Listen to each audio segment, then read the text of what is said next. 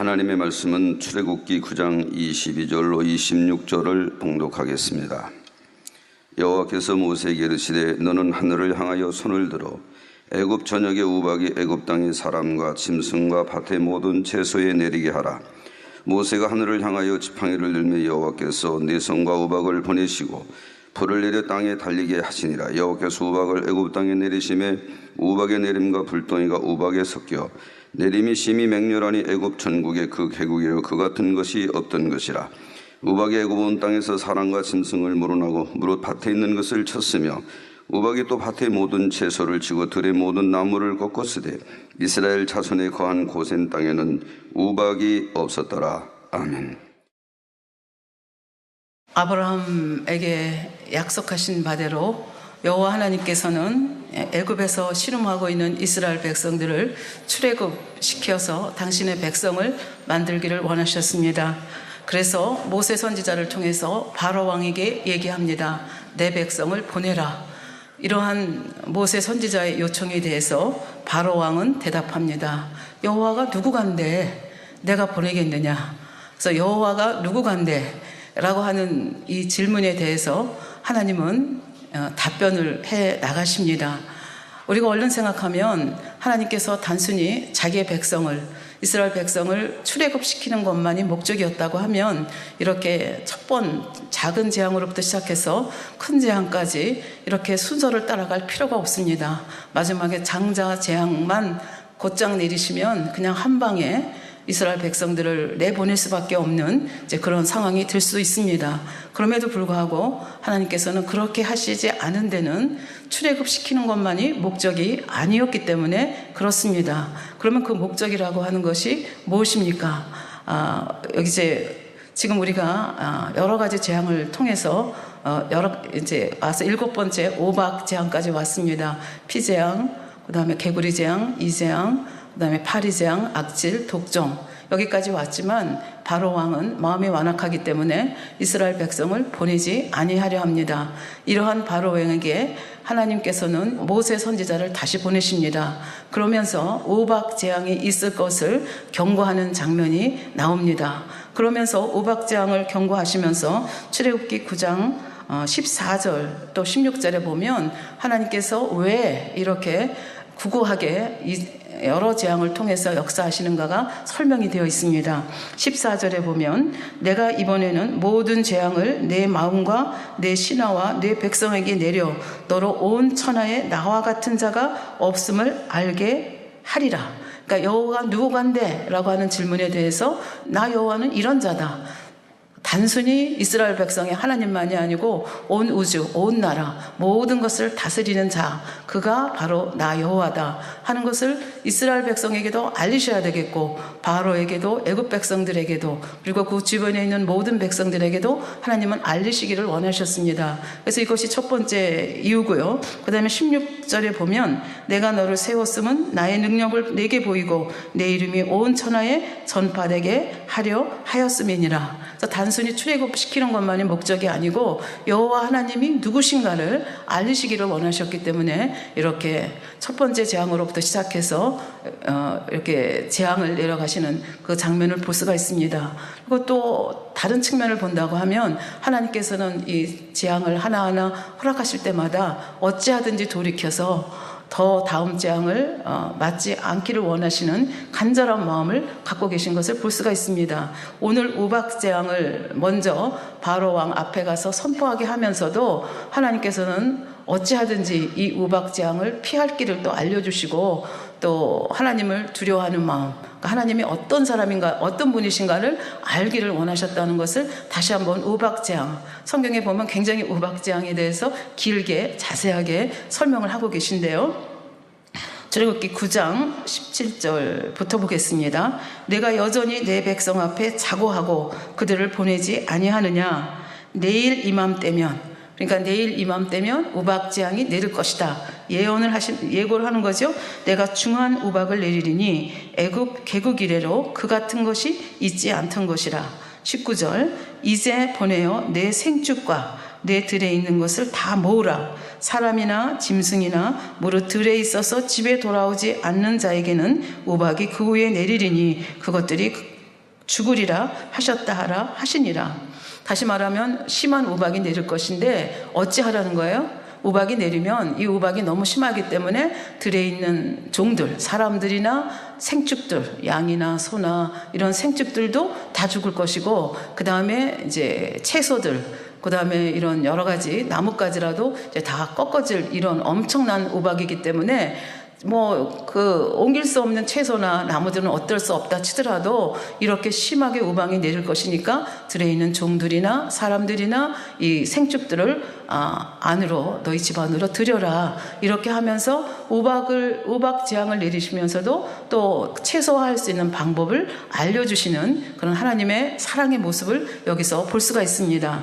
이러한 그 하나님의 모습에 바로의 신화 중에는 지금까지 여러 재앙을 거쳐오면서 여호와 하나님이 말씀하시면 그대로 돼. 이게 이제 마음에 심어진 그런 신하들과 백성들이 있었죠. 그래서 그 백성들은 20절에 보면 바로의 신하 중에 여호와의 말씀을 두려워하는 자들은 그 종들과 생축을 집으로 피하여 들였으나, 그렇게 해서 들에 있는 채소가 상하는 것은 어쩔 수 없다 하더라도 사람과 짐승이 상하지 않도록, 가축들이 상하지 않도록 최소화하는 방법을 볼 수 있습니다. 그러나 지금까지 하나님의 권능을 여러 번 체험했음에도 불구하고 마음이 완고해서 전혀 하나님이 말씀하시는 것에 대해서 개의치 않는 사람들이 많이 있었습니다. 그 사람들은 21절에 있는 대로 여호와의 말씀을 마음에 두지 아니하는 자는 그 종들과 생축을 들에 그대로 두었더라.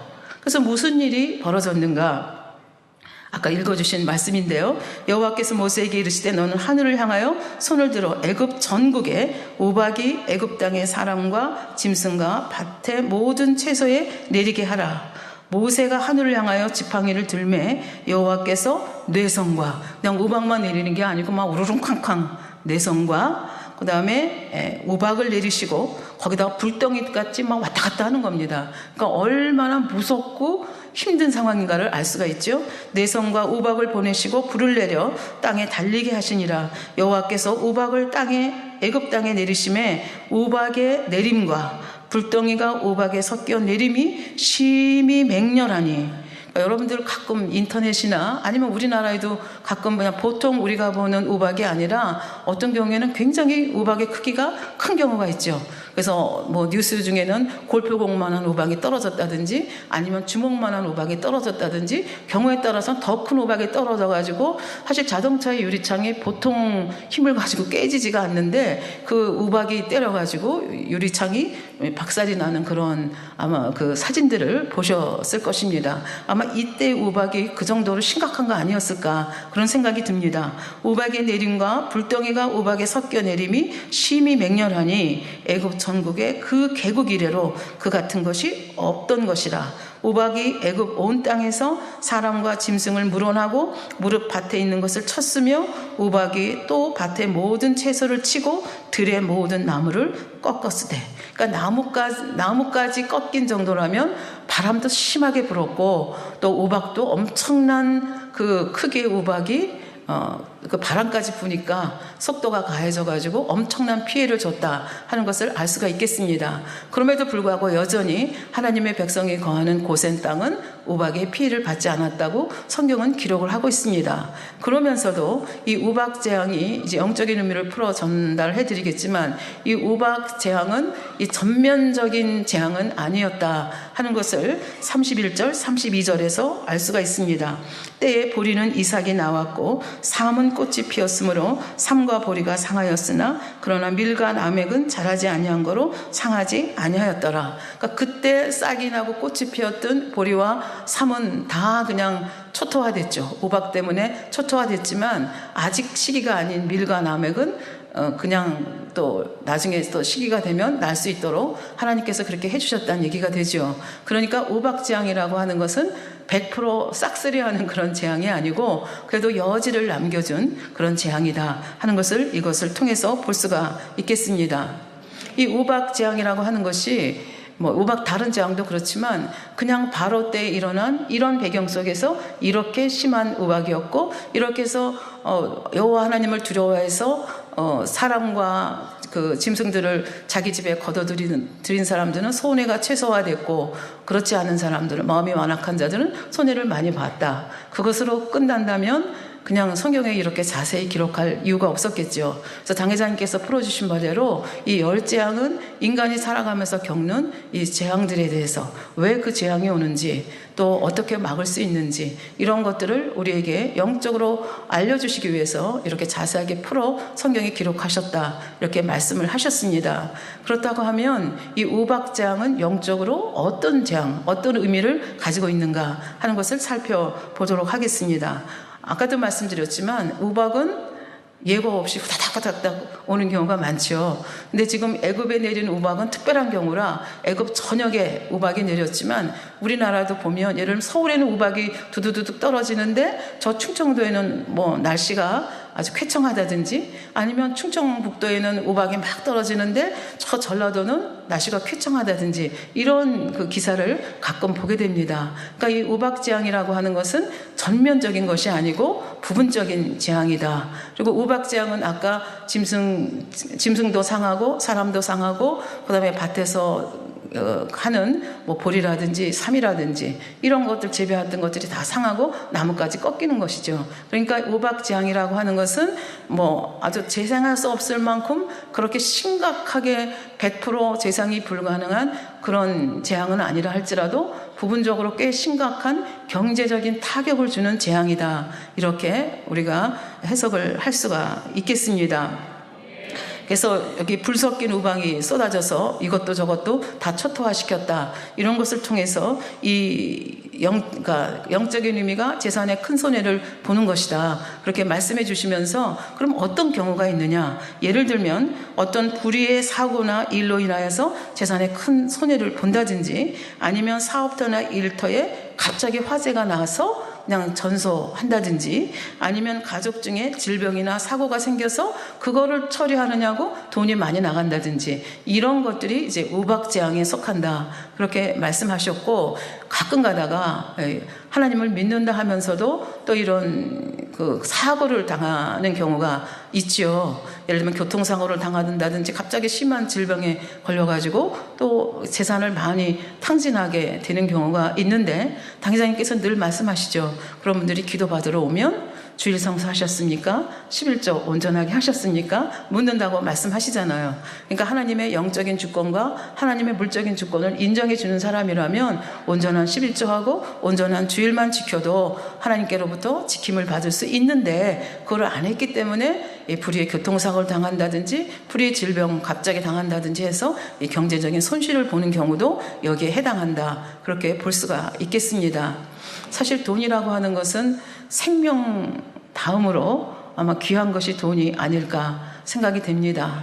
왜 그런가 하면 우리 사회에서 일어나는 여러 가지 사건들을 보면 결국 돈 때문에 얽히고 설켜서 일어나는 일들이 많이 있습니다. 심한 경우에는 살인을 하기도 하고 강도하고 사람을 유괴한다든지, 아니면 가족 간의 유대가 깨진다든지 형제 간의 우위가 깨진다든지, 이런 게 다 돈 때문에 오는 경우가 상당히 많습니다. 그리고 이것이 가정이나 뭐 이런 수준이 아니라 국가 대 국가의 수준에서도 봐도 결국은 경제전쟁입니다. 뭐 예로부터 지금까지 전쟁이라고 하는 것이 명목상으로는 이런저런 이유를 들어서 전쟁하지만, 사실은 그 밑에 깔린 거를 보면 자국의 이익을 위해서 이렇게 돈 때문에 전쟁하는 경우가 많지요. 지금도 뭐 중동전이니 이런 거 다 돈, 오일 마니 때문에 전쟁이 일어난 경우가 많이 있는데요. 그래서 이 돈이라고 하는 것이 우리가 그렇게 무시할 만큼 그렇게 간단한 것이 아니라는 데 문제가 있겠습니다. 이번 시간에 생각해 볼 것은, 그러면 이런 우박재앙이 왔을 때 아까 대처하는 두 그룹의 사람들을 보았습니다. 여호와 하나님께서 말씀하시면 그대로 이루어지는 것을 믿고 두려워해서 들에서 종들과 생축을 자기 집으로 들여서 손해를 최소화하는 그룹이 있고, 또 한 그룹은 하나님이 뭐라고 하시든 나는 관계없어, 나는 내 길 갈 거야, 그러면서 어떻게 보면 굉장히 좀 미련하고 어리석은 길이라고 볼 수 있죠. 그래서 매를 맞고 또 맞고 또 맞고 또 맞는 이제 이렇게 살아가는 이 두 그룹이 있다고 볼 수가 있겠습니다. 오늘은 이 두 그룹 중에서 첫째 그룹에 속하는 우박 재앙이 오는 것을 경고를 받았으면 지혜롭고 민첩하게 그 재앙이 올 수밖에 없는 이유가 있었지만 그 상황 속에서 낙심하고 포기하는 것이 아니라 그 상황 속에서 어떻게 하든지 이것을 최소화하는 것이 지혜롭지 않겠습니까? 재앙을 당하지 않으면 제일 좋겠지만 어떻게 해서 재앙을 당하게 됐을 때 어떻게 이것을 최소화할 수 있겠느냐 하는 것을 이 시간에 집중적으로 생각을 해보겠습니다. 그래서 이 시간에는 여러분들이 잘 아는 남유다의 4대 왕인 여호사밧이라고 하시는 분의 예를 통해서 이 우박 재앙과 연결시켜서 한번 생각을 해보도록 하겠습니다. 이 여호사밧은 지난번에 말씀드렸던 아사 왕의 아들입니다. 그래서 이 여호사밧은 이스라엘 역사 중에서 역대기에서 보면 다윗 왕의 길을 갔더라. 그래서 굉장히 호의적인 평가를 받은 왕이 3명이 계십니다. 그 중에 한 분이 여호사밧이고 히스기야 왕이고 요시야 왕입니다. 그러니까 이 여호사밧이라고 하시는 분은 상당히 평가를 받은 그런 왕이라고 볼 수가 있겠습니다. 그래서 처음 이제 아버지 뒤를 이어서 왕위를 잇게 되면서 굉장히 선정을 펼칩니다. 얼마만큼 선정을 펼치는가 하면 역대기 저자가 다윗의 길을 따랐더라. 그 율례와 법도를 따랐더라 할 만큼 그렇게 선정을 펼쳤습니다.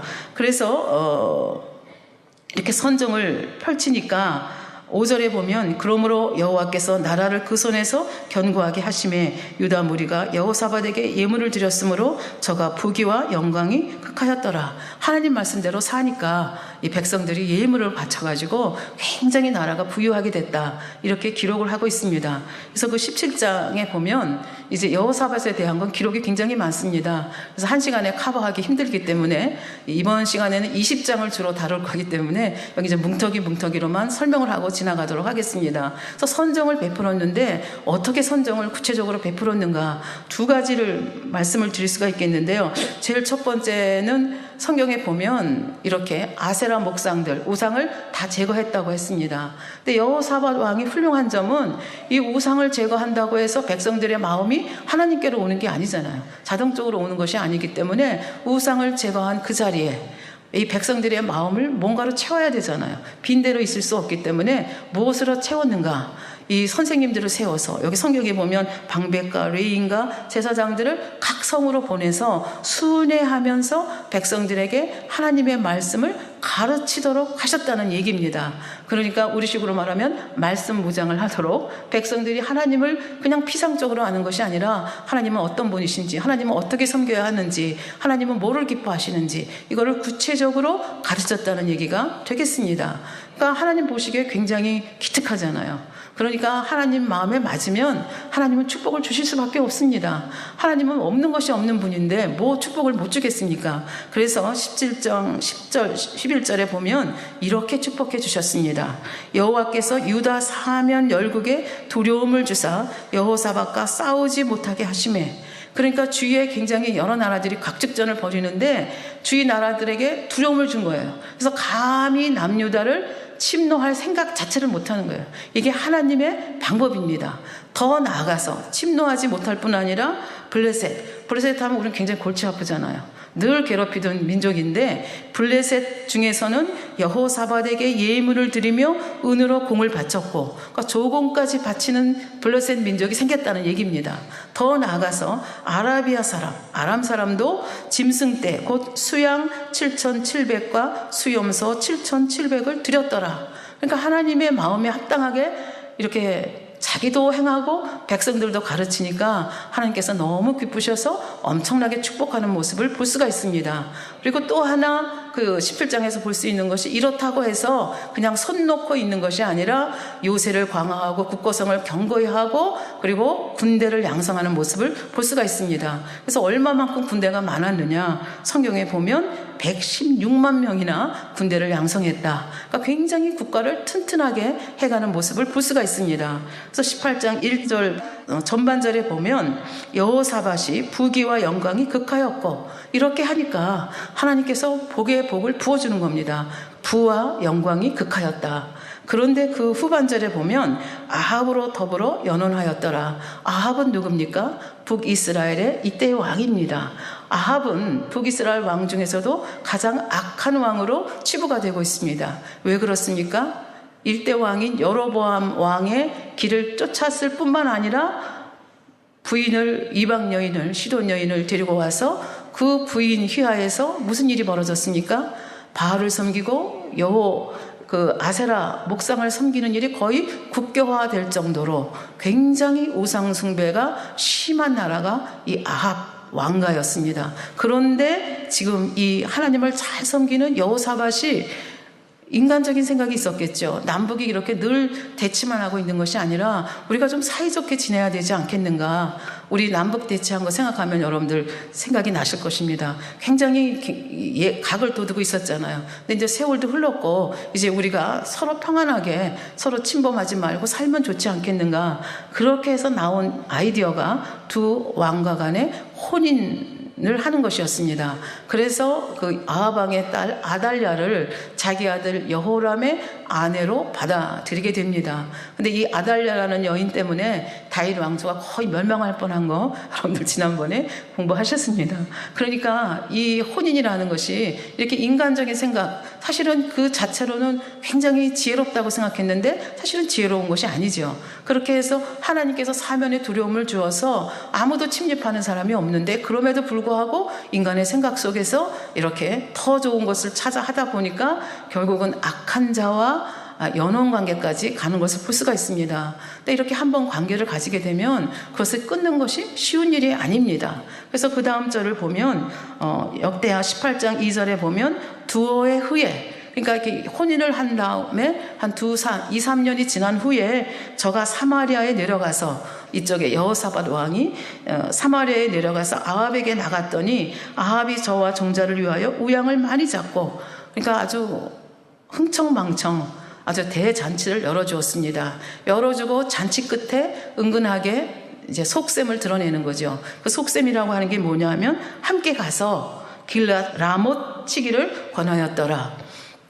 이 배경을 조금 아셔야 됩니다. 열왕기에 보면 북이스라엘이 아람하고 전쟁을 했습니다. 두 번째 전쟁에서 이 아람이 패했습니다. 그 벤하닷 왕이 이제 거의 숨어 지내는 이런 상황인데 여호와 하나님의 뜻은 이 벤하닷을 베어서 깨끗이 아람을 정리하는 것이었는데 아합이 객기를 부립니다. 그 객기가 뭐냐 하면 벤하닷을 살려주는 것입니다. 살려주니까 벤하닷은 이 아합 왕 앞에서 무슨 얘기를 합니까? 그 전에 빼앗았던 이스라엘의 영토를 다 돌려주겠다. 거기에는 길앗 라못도 포함이 되어 있습니다. 그런데 자기 나라로 돌아간 이 벤하닷이 몇 년이 지나도록 꽁고 먹은 소식입니다. 전혀 돌려줄 의사를 표시하지 않습니다. 그러니까 이 여호사밧이 온 김에 우리 남북이 합해서 이 사람들이 이렇게 땅을 돌려준다 그러고 안 돌려줬으니까 우리가 전쟁을 해서 그 땅을 좀 뺏어야 되지 않겠습니까? 이렇게 지금 의논을 하는 것입니다. 이 길앗 라못은 길앗 지방에 있는 라못. 그래서 여러분들이 성경을 읽어보면 도피성이 있었던 곳입니다. 굉장히 중요한 요새입니다. 그러니까 북이스라엘 아합 왕도 그 땅을 차지하기를 원했고, 그 다음에 아람 왕 벤하닷이 생각하기에도 뭐 전쟁에 패하기는 했지만 그렇게 뭐 돌려줘야 할 만큼 그렇게 연약하지, 나는 그렇게 약하다 생각하지 않은 면도 있었고, 또 아람 측에서 봐도 이 길앗 라못이라고 하는 것은 굉장히 중요한 요새였기 때문에 줄 수 없다, 이런 상황이 된 거죠. 그래서 이렇게 의논하는 아합 왕에게 여호사밧이 우리가 남입니까? 같이 가야죠. 전쟁해야죠. 그 일단 동의를 합니다. 그러면서 여호사밧은 하나님을 섬기고 잘 믿는 자였기 때문에 이 선지자의 말씀을 좀 우리가 들어보면 어떻겠느냐, 이렇게 제의를 합니다. 그 제안에 대해서 아합이 자기 밑에서 길리운 선지자 400명, 그러니까 여호와 하나님을 섬기는 선지자는 아니었겠죠. 아합의 정책을 여러분들이 알고 계시기 때문에 그 밑에서 이제 그 아합의 마음에 맞춰가면서 이제 사역을 하는 선지자들이라 생각을 하시면 되겠습니다. 400명을 불러서 이렇게 하는데 어떻게 하면 좋겠느냐, 그렇게 얘기를 했더니 400명이 한 목소리로 얘기합니다. 올라가소서. 이길 수 있습니다. 그렇게 얘기를 하죠. 그러니까 이 얘기를 들으면서 여호사밧이 뭔가 심상치가 않다고 생각합니다. 그러면 이 400명 말고 여기는 하나님의 선지자, 다른 선지자가 없습니까? 그렇게 얘기했더니 아합이 상을 찡그리면서 얘기합니다.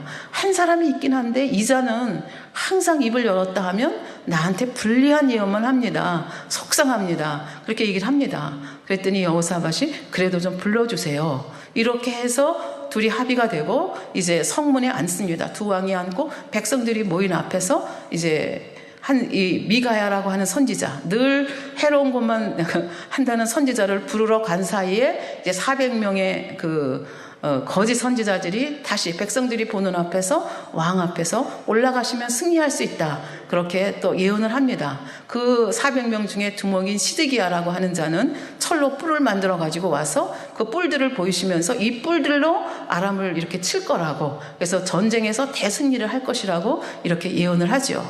그런데 이 미가야를 부르러 간 이 사람이 미가야한테 기뜸을 합니다. 지금 400명이 한 목소리로 다 길랄 라봇 가면 이긴다고 이렇게 예언을 하고 있으니까 당신도 괜히 섣부르게 딴소리 하지 말고 그 400명과 똑같이 그렇게 얘기하라. 그러니까 이 미가야가 나는 그렇게 할 수 없다. 나는 여호와 하나님께서 말씀하신 대로 말을 할 것이다. 그리고 옵니다. 그리고 말을 하라고 했는데 뜻밖에도 거기 보면 이 미가야가 똑같은 말을 합니다. 올라가소서 하나님이 그 성을 왕의 손에 붙이시리이다. 이렇게 얘기하면 아합이 기뻐해야 되는데 그 다음에 보니까 15절에 보니까 왕이 저에게 이르시되 여호와의 이름으로 진실한 것만 말하라고 내가 몇 번이나 너로 맹세케 하여야 하겠느냐. 이상하지 않습니까? 400명과 똑같은 말을 했으면 기뻐하고 즐거워해야 되는데 지금 아합 왕이 너는 왜 진실을 말하지 않느냐 그러면서 화를 내는 장면을 볼 수가 있습니다. 이 기록에는 이렇게 문자화되어 있기 때문에 여기에 어떤 어조로 말했는지 감정이 실려져 있지 않기 때문에 왜 이렇게 아합 왕이 얘기했는지를 우리가 추측을 좀 해봐야 될 행간을 읽는다 그러죠. 그러니까 지금 미가야가 와서 이거 아닌데 이 400명이 거짓 증거하고 있는 것을 보면서 속이 뒤틀린 겁니다. 그래서 거의 비아냥하는 쪽으로 얘기를 한 거죠. 그러니까 아합 왕이 그걸 눈치를 못 챈 것이 아니라 아는 거죠. 그러니까 화를 내면서 진실을 말하라고 얘기를 합니다. 그러니까 미가야가 비로소 진실을 얘기하죠. 그 진실이라고 하는 것은 쉽게 얘기하면 당신 지금 이 전쟁에 나가면 죽습니다. 그리고 이 백성의 목자가 당신 아닙니까? 목자가 죽으면 백성들은 산산이 흩어집니다. 그러니까 가시면 안 됩니다. 이런 얘기를 하면서 환상 중에 본 거, 들은 걸 얘기합니다. 천성에서 어전회의가 있었는데 거기에서 무슨 일이 있었다는 거예요? 거짓 영을 400명의 입술에 다 넣어줘서 거짓 예언을 하게 한다는 거죠. 왜 그렇게 합니까? 길앗 라못으로 아합 왕을 꿰어서 거기서 죽게 하는 것이 작전이었다는 거죠. 그래서 이거를 정확하게 얘기해 주었음에도 불구하고 아합 왕은 무슨 말을 합니까? 그거 보라고. 저놈은 언제나 저렇게 나한테 불리한 것만 얘기하지 않느냐고 그렇게 얘기를 합니다. 그리고 그 400명의 두목이었던 시드기야는 굉장히 좀 엄청나죠. 역대하 18장 23절에 보면 그나냐의 아들 시드기야가 가까이 와서 미가야의 뺨을 치며 이르되 거짓 선지자가 진짜 선지자의 뺨을 때리는 일이 벌어집니다. 그러면서 뭐라고 얘기합니까? 여호와의 영이 나를 떠나 어디로 말미암아 가서 내게 말씀하더냐. 너만 여호와의 영을 받느냐? 나도 받는다. 이런 식으로 이제 하는 거죠. 그러니까 미가야가 여기에 대해서 이렇게 얘기합니다. 내가 골방에 들어가서 숨는 그날에 보리라. 왜 골방에 들어가서 숨습니까? 이 전쟁에서 아합 왕은 죽을 것이고 패배를 할 것이고 그래서 너는 예언한 거 지금 백성들 앞에서 예언하지 않았습니까? 그러니까 너는 부끄러워서 골방에 가서 숨는 것이다. 이렇게 얘기를 합니다. 그리고 아합 왕은 이렇게 하면 좀 알아들어야 되는데 이미 전쟁을 하기로 마음에 결단을 했고 400명이 보증을 해준 그 상태이기 때문에 말합니다. 저자를 잡아다가 감옥에 가두라. 그리고 고생의 떡, 고생의 물을 먹게 하라. 무슨 얘기입니까? 내가 돌아올 때까지 감옥에 가두고 최소한도의 음식과 물을만 주라는 거죠. 그래서 내가 전쟁에서 승리하고 돌아오면 그때는 가만히 안 두겠다. 이제 이런 말씀이 여기에 포함되어 있는 거죠. 그러니까 이 말을 듣고 이제 끌려가면서 미가야가 소리치는 장면이 27절에 나옵니다. 미가야가 가로되 왕이 참으로 평안히 돌아오시게 될진데 여호와께서 나로 말씀하지 아니하였으리라. 왕이 잘못 지금 생각하고 있다는 거죠. 가로되 너희 백성들아 다 들을지어다. 지금 백성들 앞에서 이건 내가 지금 말한 거 정확하게 기억하십시오. 이렇게 얘기를 합니다. 그렇게 했는데 결과는 어떻게 됐습니까? 아합 왕은 전쟁에 나갑니다. 우리가 생각할 때 여호사밧은 여호와의 선지자가 더 없느냐. 그래서 미가야가 와서 정확하게 말씀해 주지 않았습니까? 그럼에도 불구하고 아합 왕은 거기에 대해서 별로 개의하지 않고 그냥 아합 왕과 더불어서 같이 길르앗 전쟁에 나가는 이상한 모습을 우리가 목도하게 됩니다. 그러니까 다윗의 길을 쫓았다 하지만 사실은 온전히 쫓지는 않는 모습을 여기서 볼 수가 있습니다. 전쟁의 결과가 어떻게 됐습니까? 길르앗 라못 전쟁에 가서 아합 왕이 자기 죽는다고 하니까 좀 기분이 좋지 않았겠죠. 그래서 그랬는지 왜 그랬는지는 모르지만 나는 군사복을 입고 나갈 테니까 여호사밧 당신은 왕복을 입고 나가시오. 그렇게 하면서 이제 변장을 하고 전쟁에 나가게 되는데 이상하게도 그 아람 군의 정책이 뭐냐 하면 일반 군사들은 이렇게 군사들에게 신경 쓰지 말고 왕 한 사람만 집중적으로 신경을 쓰라는 전령이 내렸습니다. 그래서 아람 군대가 왕복을 입은 여호사밧을 쫓아서 이제 전쟁을 하게 되는 거죠. 그러니까 여호사밧이 거의 잡혀서 죽을 뻔했을 때 여호사밧이 여호와께 부르짖었다고 성경은 얘기를 하고 있습니다. 그래서 1절부터 보면 병거의 장관들이 여호사밧을 보고 이르되 이가 이스라엘 왕이라 하고 돌이켜 저와 싸우려 한즉 여호사밧이 소리를 지르매 여호와께서 저를 도우시며 하나님이 저희를 감동시키사 저를 떠나게 하신지라. 병거의 장관들이 저가 이스라엘 왕이 아님을 보고 쫓기를 그치고 돌이켰더라. 하나님이 개입하지 않으셨으면 사실 여호사밧은 이 전쟁에서 죽을 뻔했습니다. 근데 죽을 뻔한 여호사밧은 살아나고 변장해서 어찌든지 미가야의 그 예언이 틀리기를 바랐던 아합에게는 정말 뜻하지 않은 일이 벌어졌습니다. 33절 보면 한 사람이 우연히 활을 당기어 이스라엘 왕의 갑옷 솔기를 쏜지라. 이 갑옷에 솔기가 아니고 갑옷에 딱 맞았으면 튕겨서 나가잖아요. 그리고 설사 맞았다 하더라도 이 속살까지는 안 들어가잖아요. 그런데 하나님의 말씀은 1.1엽도 틀림이 없기 때문에 그 그러니까 이쪽과 저쪽을 익은 솔기, 거기로 화살이 딱 들어가서 결국은 살 속을 파고 들어간 겁니다. 그러니까 이게 부상을 입은 거죠. 그래서 이 아합 왕이 자기가 부상을 입은 것을 알고 어떻게 해요? 피가 절절 흐르니까 빨리 이 전쟁터에서 나를 나가게 하라. 그랬는데 그날 전쟁이 엄청나게 심했다고 성경은 말합니다. 그래서 저녁 때까지 그 전쟁터에서 나올 수가 없었어요. 그러니까 저녁 때까지 뭐 한 거예요? 계속 피를 흘린 겁니다. 그래서 결국 아합 왕은 미가야 선지자가 예언한 대로 죽고 말았습니다. 그래서 우리가 재앙이라는 면에서 보면 사실은 북이스라엘도 남유다도 우박재앙을 당한 거죠. 사실 전쟁에서 승리하면 많은 전리품을 얻지만 이렇게 패배하게 되면 인명피해는 물론이고 재산피해가 많이 나게 되는 거죠. 그래서 어떻게 보면 이제 우박재앙을 양쪽이 다 당했는데 아무래도 주전국이 아합 왕이니까 북이스라엘이 더 심하게 당했고 더군다나 왕까지 죽었잖아요. 그러니까 이런 일이 벌어지고 나니까 여호사밧 왕은 기가 죽어가지고 예루살렘으로 이제 돌아와서 자기 궁에 있는데 하나님께서는 여호사밧을 사랑하기 때문에 이 기회를 놓치지 않습니다. 그리고 선지자 예후, 하나님의 아들 예후를 보내서 이렇게 말씀하십니다. 역대하 19장 2절 말씀에 보면 하나님의 아들 선견자 예후가 나가서 여호사밧 왕을 맞아 가로되 왕이 악한 자를 돕고, 이 악한 자는 누굽니까? 아합 왕입니다. 왜 악합니까? 우상 숭배를 하는데 그게 도를 지나친 거죠.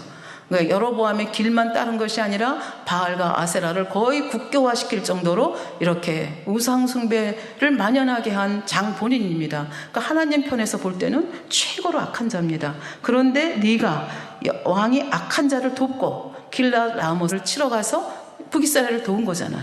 돕고 여호와를 미워하는 자를 사랑하는 것이 가하나이까. 그러니까 하나님의 거룩한 백성이 악한 자와 사업을 같이 한다든지 악한 자와 무엇을 같이 하는 거 하나님께서 원치 않는다는 것을 우리는 이 기절을 통해서 볼 수가 있습니다. 구제하는 것도 마찬가지라고 당회장님께서 말씀하셨죠. 요나를 구하려고 하든 그 선원들이 구하려고 하면 할수록 굉장히 어려워지는 거 보지 않습니까? 그러니까 악한 자와 뜻을 같이 하는 거, 이건 하나님 뜻이 아니라는 것을 아주 명백하게 지금 선지자가 와서 깨우쳐 주는 거죠. 그러므로 네가 이렇게 악한 일에 동조했으므로, 그러므로 여호와께로서 진노하심이 왕에게 임하리이다. 어떤 진노하심이라고는 설명을 안 합니다. 그러나 장차 진노하심이 너에게 임할 것이다. 그러나 왕에게 선한 일도 있으니, 선한 일이 뭔가 하면 그 다음에 설명하죠. 이는 왕이 아세라 목상들을 이 땅에서 없이 하고 마음을 오로지 하여 하나님을 찾음이니이다 하였더라. 그러니까 그래도 당신이 이렇게 아세라 목상도 없애고 하나님을 오로지 해서 찾은 이거를 내가 기쁘게 여겨서, 하나님 입장에서 보면 기쁘게 여겨서 참작하겠노라, 이런 뜻이 됩니다.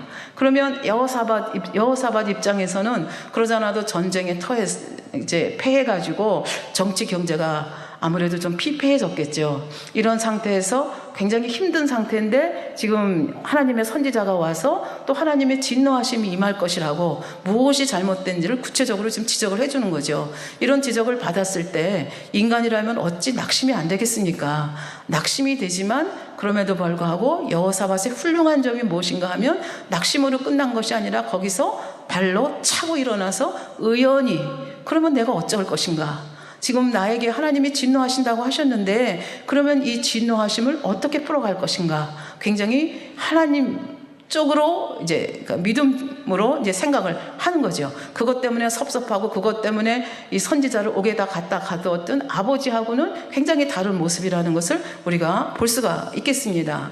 그러면 구체적으로 생각만 그렇게 한 것이 아니라 그러면 이 하나님 앞에서 내가 잘못한 이것을 만회한 것이 무엇일까? 이거를 생각하고 이제 그대로 가는데 그것이 이제 역대하 19장에 있습니다. 19장의 말씀을 자세히 풀어는 못 드리겠지만 두 가지로 요약할 수가 있습니다. 하나는 무엇인가 하면 백성들을 말씀으로 무장을 다시 시키는 것입니다. 말하자면 종교개혁을 다시 이제 제2의 종교개혁을 일으키는 것이죠. 그래서 역대하 19장 4절에 보면 여호사밧이 예루살렘에 거하더니 나가서 브엘세바에서부터 에브라임 산지까지 민간에 순행하며 저희를 그 열저의 하나님 여호와께로 돌아오게 하고. 이게 무슨 말씀입니까? 이번에는 왕이 직접 나섰습니다. 직접 나서서 어디 했다는 거예요? 브엘세바는 그 남유다의 맨 남쪽 지역이고 지금 에브라임 산지는 남유다의 제일 북쪽입니다. 그러니까 남쪽에서 북쪽까지를 다 순행을 하면서 백성들에게 율법을 가르쳤다는 얘기예요. 그러니까 왕이 직접 다니면서 이렇게 했다는 것은 백성들에게 엄청난 영향력을 주었으리라고 생각합니다. 우리가 그 17장에서는 방백들을, 제사장들을, 레위족들을 세워서 그 사람들을 전국에 순양하면서 말씀을 가르쳤다고 하는데 여기에서는 여호사밧 왕이 직접 순양하면서 말씀을 가르칩니다. 그래서 얼마만큼 전심전력으로 하나님의 마음에 맞게 행동하려고 애쓰는지를 볼 수가 있고, 또 한편으로 생각하면 아합 왕과 연혼해가지고 이렇게 마음이 풀려있는 사이에 백성들도 마음이 같이 풀려있지 않았는가, 이것을 같이 우리가 생각을 해볼 수가 있을 것 같습니다. 그래서 그것을 다시 한번 정리를 하는 것을 볼 수 있겠고요. 그래서 말씀 무장시키는 거, 하나는 공의로 정치하는 겁니다. 그러니까 사법권 제도를 다시 한번 명확하게 세우는 것입니다. 그래서 각 성마다 재판관을 따로 세웁니다. 따로 세우고 예루살렘에는 하나님의 일에 관한 것, 다시 말하면 종교 재판을 하는 사람은 제사장에게 맡기고, 그 다음에 왕의 일에 관련된 것, 다시 말하면 민간 일에 관련된 것, 민사에 관련된 것은 또 다른 사람을 세워서 그들이 방백을 세워서 그들이 재판하게 하고, 레위인들이 이제 사법관을 그 사무를 도와주는 사람으로 역사하도록 이렇게 사법권을 아주 강화하는 모습을 볼 수 있습니다. 그러면서 이들에게 부탁합니다. 하나님을 두려워하라. 하나님을 경외하는 마음으로 백성들을 잘 손해보지 않도록 해야 된다. 그러면서 하나님은 거짓됨도 없으시고 편견됨도 없으시고 뇌물도 받지 않는 분이시다 그래서 너희는 충성으로 충심으로 여호와를 섬기는 마음으로 백성들을 재판해야 된다. 이렇게 백성들을 이렇게 보듬어가는 그 모습을 볼 수가 있습니다. 그럼에도 불구하고 우리가 20장에 가면 이 잘못한 것에 대한 하나님이 심판은 그대로 진행이 되는 것을 볼 수가 있습니다. 20장 역대하 20장 1절에 보면 그 후에 모압 자손과 암몬 자손이 몇 마흔 사람과 함께 여호사밧을 치고자 한지라. 흑이 와서 여호사밧에게 고하여 가로되 큰 무리가 바다 저편 아람에서 왕을 치러 오는데 이제 하사손 다말 곧 엔게디에 있나이다. 다시 말하면 모압, 암몬, 마온 연합군 세 그룹의 연합군이 엄청난 기세로 쳐들어와서 지금 어디에 있다는 거예요? 엔게디 광야까지 왔다는 얘기예요. 그래서 나중에 여러분들이 쭉 20장을 읽어보면 이 침략군들의 규모가 엄청났다고 하는 것을 여러 기절을 통해서 우리가 알 수가 있습니다. 그러니까 이 소식을 들은 여호사밧 왕은 어떻게 행동했는가? 3절 보면 여호사밧이 두려워하여, 두려워한 것은 많은 사람들이, 그러니까 이 연합군이 엄청난 기세로 쳐들어왔기 때문에 두려워한 것도 물론 있었을 것입니다. 그러나 그 마음에 더 두려웠던 것은 여호와의 진노하심이 너에게 있을 것이라고 예언하지 않았습니까? 미리 알려주셨기 때문에 이것이 내가 한 잘못에 대해서 하나님께서 징계하시는 징계구나, 이거를 이제 마음으로, 영적인 감각이 있는 왕이기 때문에 그렇게 깨달은 거죠. 그래서 그런 영적인 깨달음이 있었기 때문에 이렇게 수많은 연합군들이 쳐들어오는데도 불구하고 군사적으로 대응을 하지 않습니다.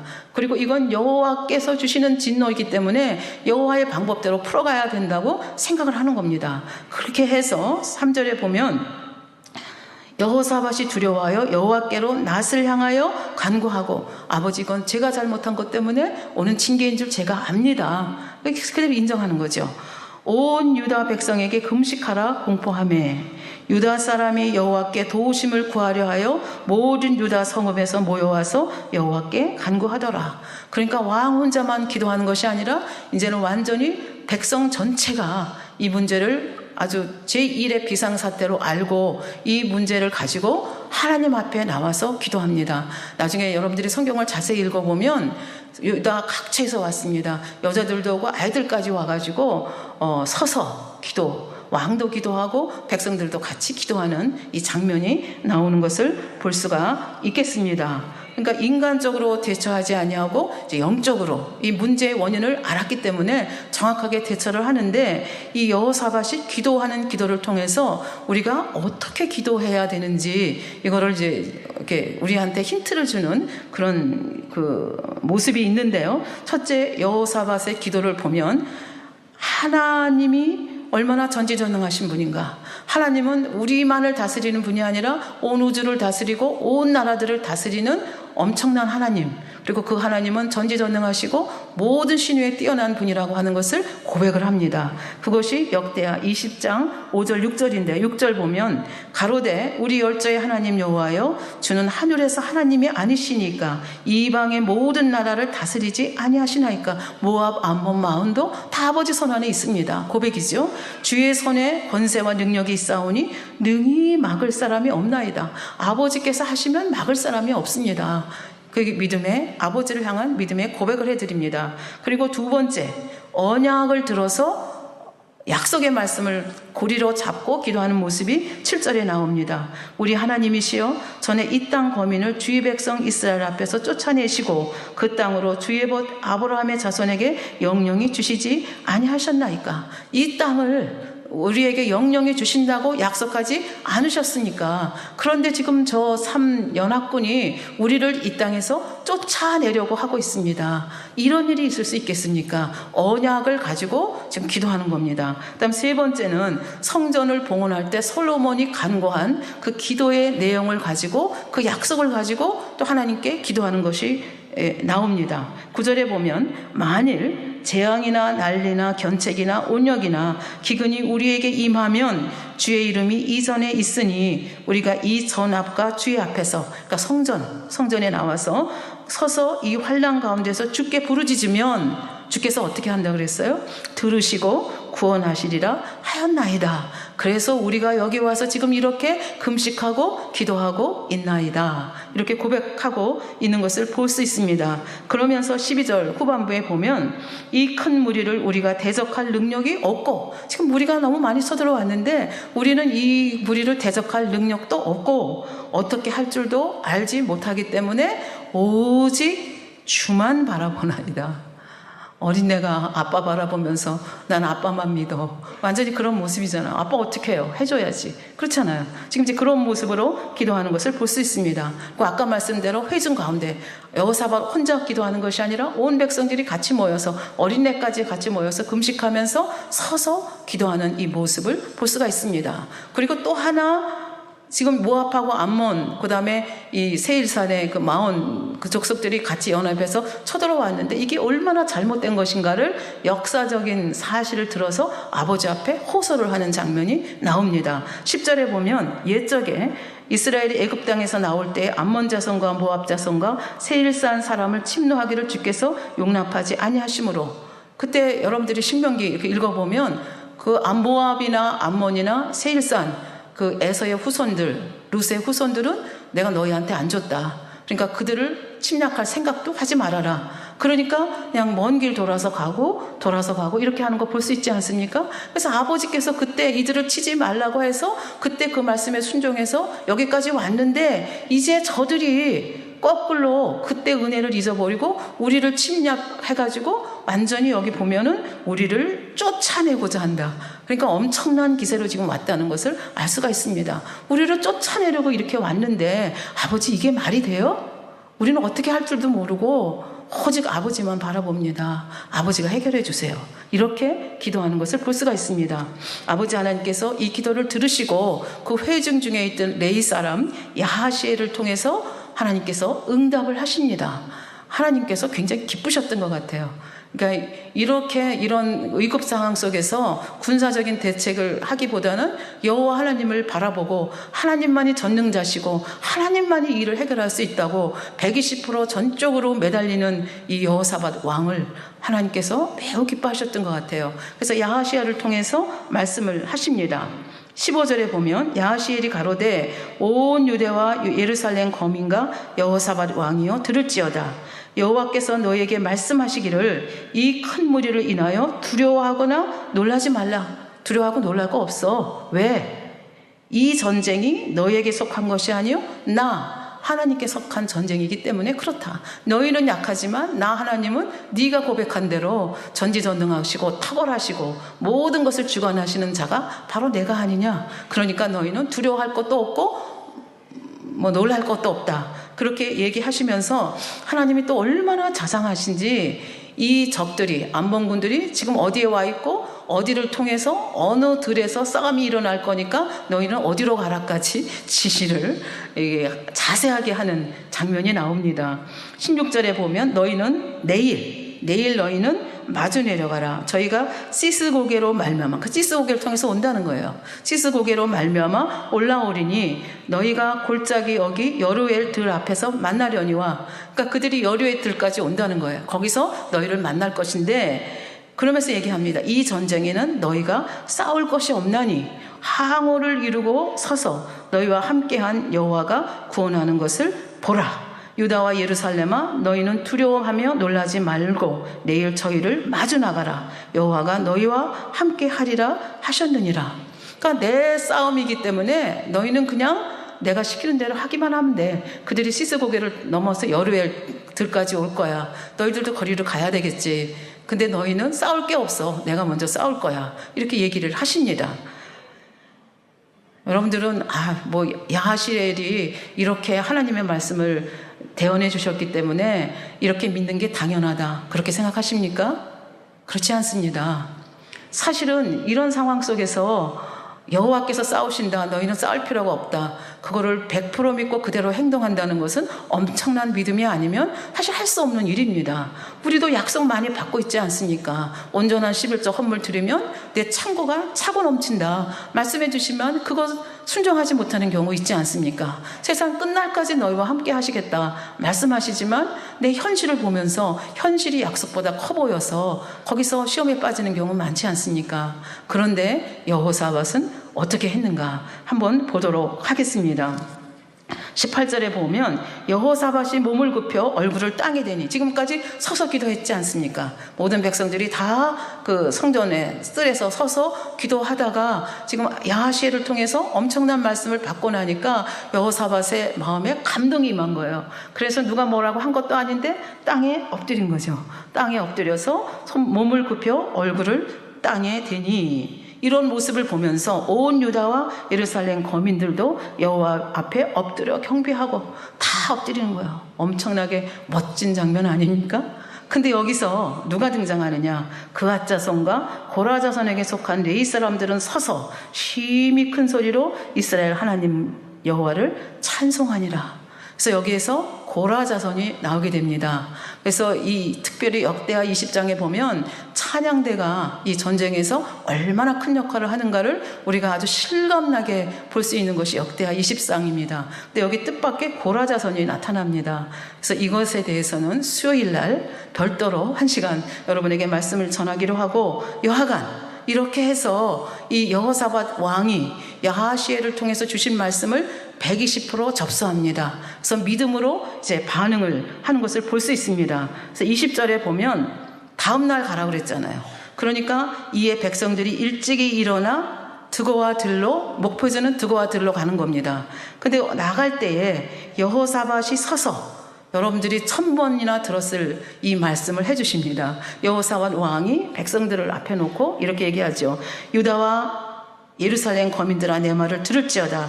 너희는 너희 하나님 여호와를 신뢰하라. 그리하면 견고히 서리라. 그 선지자를 신뢰하라. 그러면 형통하리라. 그러니까 야하시엘을 통해서 주신 말씀을 120% 그대로 믿는 거예요. 그래서 믿는다는 것을 어떻게 알 수 있느냐? 그 다음에 보면 백성으로 더불어 의논하고 군사작전을 세웠겠죠. 군사작전을 세우는데 그 작전의 결과가 뭐냐? 우리가 생각한 한과는 전혀 반대되는 아주 세상적인 방법으로 하면 어처구니 없는 방법으로 전쟁에 나가는 걸 볼 수 있습니다. 노래하는 자를 택하여 거룩한 예복을 입히고 군대 앞에서 행하며 여호와를 찬송하며 이르기를 여호와께 감사하세 그 자비하심이 영원하도다 하게 하였더니. 그래서 나중에 보면 비파 수금 타고 나팔 불고 난리 나거든요. 그러니까 우리식으로 하면 이 니시 오케스트라 단하고 임마누엘 성가대, 샬롬 성가대, 그 다음에 나사렛 성가대, 힌돌 성가대까지 다 이제 합해서 앞장 세운다, 이렇게 생각하시면 되겠습니다. 그리고 그 뒤에 군인들이 이제 무장하고 따라가는 형상인 거죠. 그런데 무슨 일이 벌어졌는지 하나님이 하시는 일은 정말 예측 불허입니다. 22절 보면 그 노래와 찬송이 시작될 때 어디서 출발하는 겁니까? 예루살렘에서 출발하잖아요. 예루살렘에서 드고와 들까지 가야 되잖아요. 근데 그때 계속 찬송을 부르면서 가는데 하나님께서 언제 역사하셨는가 하면 그 노래와 찬송이 시작될 때에 역사하셨습니다. 어떻게 역사하셨는가 하면 여호와께서 복병을 두어 유다를 치러 온 암몬 자손과 모압과 세일산 사람을 치게 하심으로 저희가 패하였다, 이렇게 말씀하십니다. 아직 유다 군사들은 거기까지 가지도 않았습니다. 지금 막 찬송하며 떠나는데 하나님께서 복병을 두셨다. 그러니까 유다 군사는 아니라는 걸 우리가 분명히 알 수가 있습니다. 근데 성경은 이 복병이 누구인지를 정확하게 밝히지 않고 있습니다. 여하간에 하나님께서 역사하시니까 아까도 말씀드렸죠. 공포가 임한 겁니다. 여리고성에 있는 백성들이 이게 돌아도 얼마든지 화살도 던지고 할 수 있는데 못 던지잖아요. 왜? 얼어붙었기 때문에 그렇죠. 하나님이 주신 공포감이 그들을 휩쌌기 때문에 꼼짝을 못하는 거죠. 지금 암몬, 모압, 세일산, 이 마온, 이 세 그룹에게, 이 군사들에게 무엇이 임했는가 하면 하나님을 두려워하는 거, 이 공포가 엄청나게 임한 겁니다. 그래서 하나님께서 복병을 주셨는데 어떻게 구체적으로 역사했는가? 23절에 나옵니다. 곧 암몬과 모압 자손이 일어나 세일산 거민을 쳐서 진멸하고, 그러니까 자기들 간에 지금 세 그룹이 있는데 모압, 암몬, 세일산 거민이 있는데 모압하고 암몬이 힘을 합해서 누구를 치는 거예요? 세일산 거민을 쳐서 다 죽였습니다. 그럼 이제 모압하고 암몬이 남는데 이 둘이 서로 친 거예요. 서로 쳐가지고 다 이스라엘 백성들이 전쟁터에 오기도 전에 전쟁은 끝이 나 있었습니다. 그러니까 기가 막힌 일이 아닙니까? 예. 그래서 쭉 넘어가서 24절 보겠습니다. 유다 사람이 들 망대에 이르러, 어디? 드고와 들입니다. 드고와 들에 망대가 있는데 그 망대 높이 올라가서 망대에 가서 여류엘 들을 딱 내려다 보니까 시체들이 줄비하게 늘어져 있는 거예요. 그러니까 기가 막힌 일이 벌어진 거잖아요. 그러니까 너희는 싸울 필요가 없다. 그 말씀을 그대로 보장해 주신 것입니다. 그러니까 이 유다 백성들은 칼 한 번도 써보지 못하고 지금 전쟁이 끝난 거죠. 근데 이 전쟁이 얼마나, 아까도 말씀드렸지만 이 남유다를 완전히 쓸어버릴 계획을 하고 온 엄청난 군대라고 하는 것을 어떻게 알 수가 있는가 하면 그 즐비하게 늘어져 있는 시체 사이로 이 유다 군대들이 가가지고 전리품을 이렇게 모으는데 며칠이 걸렸는가 하면 13일이 걸렸다고 말하고 있습니다. 그러니까 얼마나 많은 물자를 가지고 왔는지 하는 것을 알 수가 있겠습니다. 그러니까 잘못하면, 그러니까 여호사밧이 이 영적인 감각이 없어서 잘못 대처를 했더라면 나라가 거의 망할 뻔한 이런 전쟁에 여호사밧이 하나님 앞에 겸손하게 자기의 잘못을 인정하고 하나님을 어찌하든지 기쁘시게 하고 믿음으로 행동하고 하나님이 주신 말씀을 그대로 120% 접수했을 때 정말 상상하지 못한 방법으로 승리를 주셨다는 것을 우리는 알 수가 있겠습니다. 그래서 3일 동안 25절 한번 볼까요? 여호사밧과 그 백성이 가서 적군의 물건을 취할세 본즉 그 가운데 재물과 의복과 보물이 많이 있는 거로 각기 취하는데 그 물건이 너무 많아 능히 가져갈 수 없을 만큼 많음으로 사흘 동안에 취하고 마지막 네 번째 날은 브라가 골짜기에 모여가지고 여호와를 찬송했다. 그렇게 되어 있고 그 다음 날은 어떻게 해요? 전리품을 가지고 오는데 나팔 불고 비파 수금 치고 찬양하고 난리가 났습니다. 여호사밧이 맨 앞에 서고 찬양대 쓰고 또 군사들 해서 그 노량물을 가지고 이제 승리의 대행진을 해서 예루살렘으로 돌아오는 모습을 볼 수가 있습니다. 처음에 이렇게 니시 오케스트라 등장하고 다 해서 갈 때는 얼마나 비장했겠습니까? 여호와께서 싸움을 싸우신다고 하지만 그럼에도 불구하고 비장한 얼굴로 갔을 텐데 돌아올 때는 희낙낙해서 그 많은 전리품을 가지고 여호와께서 주신 승리를 가지고 돌아오는 모습을 볼 수가 있습니다.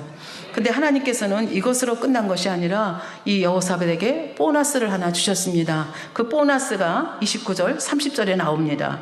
이방 모든 나라가 여호와께서 이스라엘의 적군을 치셨다 함을 듣고 하나님을 두려워한 거로 여호사밧의 나라가 태평하였으니 이는 그 하나님이 사방에서 저희에게 평강을 주셨음이었더라. 그러니까 전리품을 이렇게 취하는 거로 끝난 게 아니라 여호사밧이 살아있는 동안 주위에 두려움을 준 거예요. 어우, 소문 났을 거 아니에요. 거기가 섬기는 하나님은 이상한 하나님이고 특별한 하나님이라 싸우기도 전에 다 죽었대.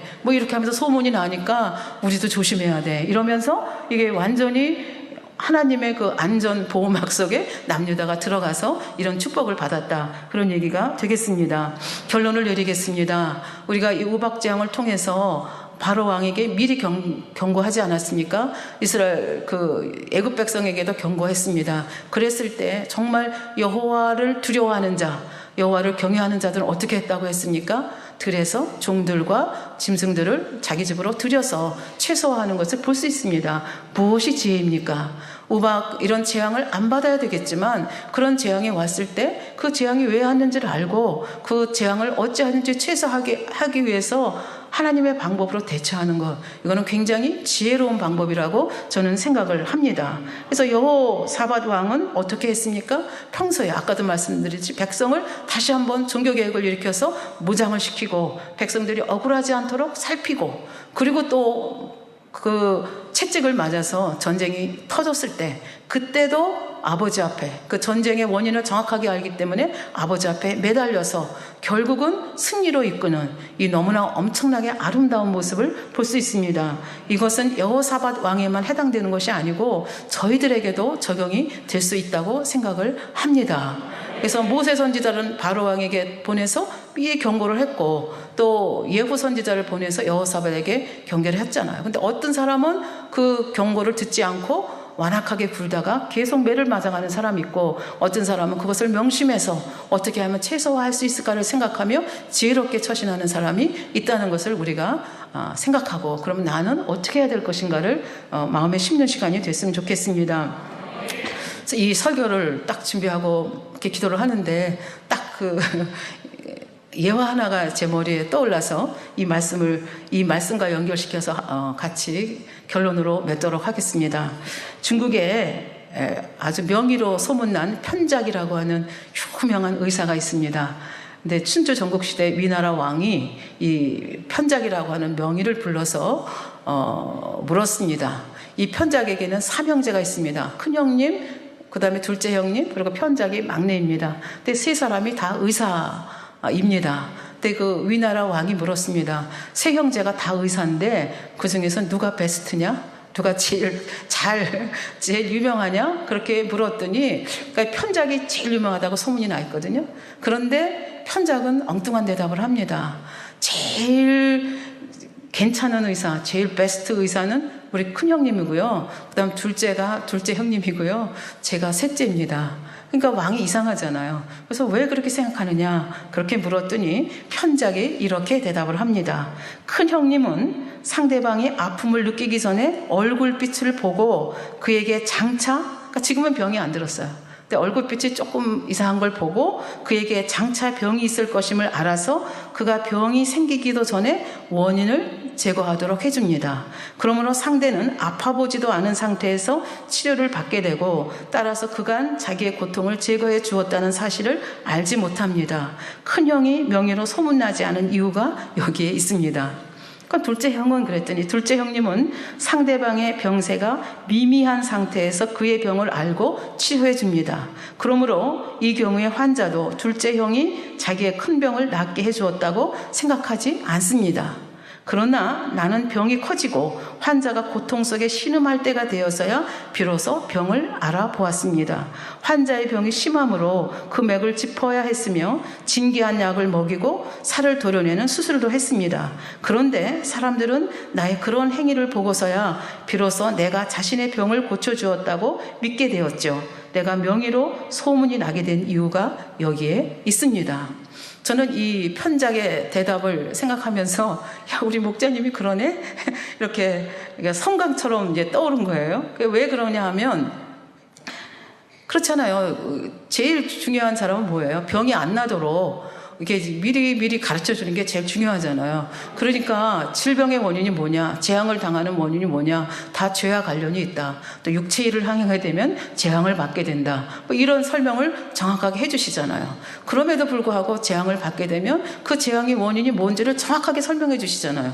그리고 통회하고 자복하고 나왔을 때 재창조의 권능으로 역사해서 치료해 주시잖아요. 그러니까 큰형님, 작은형님, 셋째 편작을 합쳐놓은 그 합작품이 우리 당회전이나 그런 생각을 하면서 지난 금요철야 때 그 자폐증 치료받은 아이 간증 저는 굉장히 감동적으로 봤거든요. 그러니까 설교에 나오잖아요. 그러니까 자폐증이 왜 생기는지 그리고 자폐증을 치료받기 위해서는 어떻게 해야 되는지 그러니까 원인을 설명해 주시고 어떻게 치료받을 수 있는지를 설명해 주시잖아요. 근데 그 다음에 이걸 모르면 치료받을 길이 없는 거죠. 그러니까 큰형님, 작은형님도 필요한 거고 그 다음에 이것을 알았다 하더라도 이 권능이 없으면 또 안 되잖아요. 그 권능도 중요하지만 또 중요한 건 뭐예요? 당사자들이 여호사밧이 120% 믿음으로 받았듯이 그것을 믿음으로 받는 것이 중요합니다. 그렇게 해서 이 자폐, 내 아이의 이 문제가 아이의 문제라기보다는 내 문제구나. 그래서 부부가 문제를 해결하기 위해서 애쓰고 힘쓰는 그 모습이 하나님 보기엔 너무 좋은 거죠. 그래서 영으로 들어가야 치료받는다고 했는데 영으로도 안 들어갔는데도 아버지 하나님께서 하나님 나라를 위해서 봉사하고 하는 그 모습을 귀하게 보셔서 그렇게 치료해 주는 모습을 우리가 보지 않았습니까? 그래서 우리도 재앙을 안 당하는 것이 첫 번째 제일 좋고 그다음에 이런저런 이유로 재앙을 당할 때 우리는 원인도 알고 치료 방법도 압니다. 그래서 믿음으로 대처하는 저와 여러분이 되시기를 바랍니다. 예, 말씀 참고하시면서 기도하겠습니다. 아버지 하나님 감사합니다.